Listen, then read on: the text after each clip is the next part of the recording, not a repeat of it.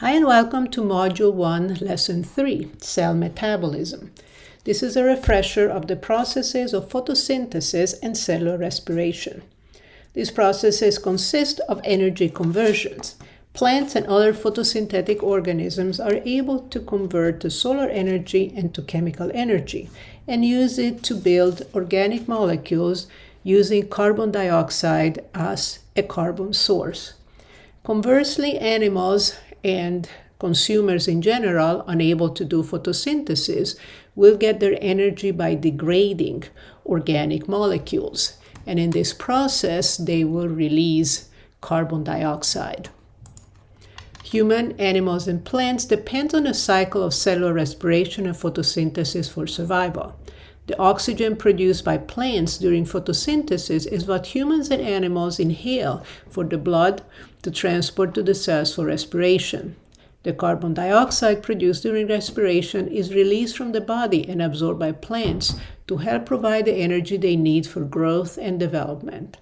This is the never-ending cycle that sustains life on Earth. Let's start with photosynthesis. Living organisms need energy to supply their needs, just like your car needs gas or electricity to be able to run. We get our energy from food, but where is that energy coming from? Life on Earth depends on the energy coming from the sun, which is harnessed by plants and other organisms and converted into chemical energy to make food. Energy capture and conversion occurs in two important processes that mirror each other.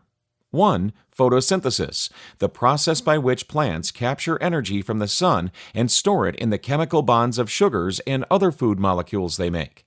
And 2. Cellular respiration, the process by which all living organisms release the energy stored in the chemical bonds of food molecules and use it to fuel their lives. There are three inputs to the process of photosynthesis: light energy from the sun, carbon dioxide from the atmosphere, and water from the ground.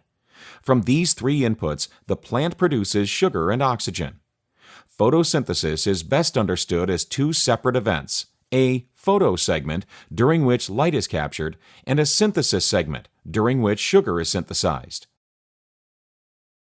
If a plant part is green, then you know it's photosynthetic. Leaves are green because the cells near the surface are packed full of chloroplasts, light-harvesting organelles, which make it possible for the plant to use the energy from sunlight to make sugars, their food, and other plant tissue, much of which animals use for food. The sac-shaped organelle is filled with a fluid called the stroma. Floating in the stroma is an elaborate system of interconnected membranous structures called thylakoids, which often look like stacks of pancakes. Once inside the chloroplast, you can be in one of two places: in the stroma or inside the thylakoids. The conversion of light energy to chemical energy, the photo part of photosynthesis, occurs inside the thylakoids. The production of sugars, which are made in the synthesis part of photosynthesis, occurs within the stroma. When chlorophyll is hit by photons of certain wavelengths, the light energy bumps an electron in the chlorophyll molecule to a higher energy level, an excited state. Upon absorbing the photon, the electron briefly gains energy, and the potential energy in the chlorophyll molecule increases. We left off with pigments absorbing the energy of the sun, resulting in excited, high-energy electrons. In the first part of photosynthesis, the photo part, as sunlight hits the chloroplasts of a plant's leaves, some of the energy in this sunlight is captured and stored in ATP and in another molecule called NADPH, which stores energy by accepting high-energy electrons. In the process, water is split and oxygen is released. After these transformations, the captured energy is ready to be used to make sugar molecules in the synthesis part of photosynthesis. The synthesis part of photosynthesis takes place in a series of chemical reactions called the Calvin cycle. All the Calvin cycle reactions occur in the stroma of the leaves' chloroplasts, outside the thylakoids. Plants carry out these reactions using the energy stored in the ATP and NADPH molecules that are built in the photo portion of photosynthesis. This dependency links the light-gathering, photoreactions, with the sugar-building, synthesis reactions. Just as a magician seems to make a rabbit appear from thin air, the Calvin cycle takes invisible molecules of CO2 from the air and uses them to assemble visible, even edible, molecules of sugar. We'll look at the steps in the next slide. Enzymes and coenzymes are recycled. Ribisco, which is the most abundant protein on Earth, ADP and NADPH. Let's recap now cellular respiration. If you are taking BIO100A online, this is going to be the topic of your first home lab, the midterm lab. Cellular respiration is a bit like photosynthesis in reverse.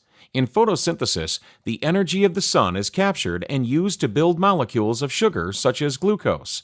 In cellular respiration, plants and animals break down the chemical bonds of sugar and other energy-rich food molecules such as fats and proteins to release the energy that went into creating them. In humans and other animals, cellular respiration starts after we eat food, digest it, absorb the nutrient molecules into the bloodstream, and deliver them to the cells of our bodies. Ultimately, when a food molecule has been completely processed, the cell has used the food molecule's stored energy, along with oxygen, to create a large number of high-energy storing ATP molecules, which supply energy to power the cell's activities, water, and carbon dioxide, which is exhaled into the atmosphere. In the end, the number of ATP molecules generated from the complete dismantling of one molecule of glucose is about 36, most of which are produced with the energy harnessed from the high-energy electron carriers as they pass their electrons down the electron transport chain.